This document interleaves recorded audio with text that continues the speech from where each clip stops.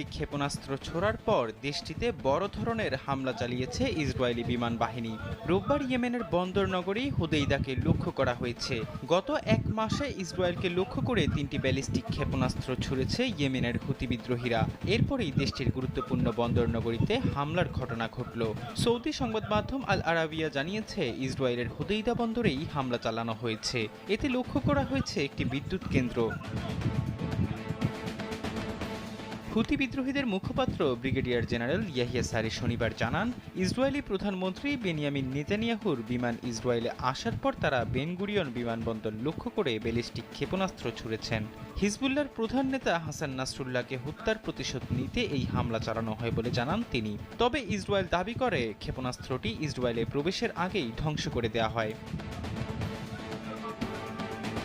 গত বছরের 7 অক্টোবর ফিলিস্তিনি সশস্ত্র গোষ্ঠী হামাসের সঙ্গে ইসরায়েলের যুদ্ধ শুরু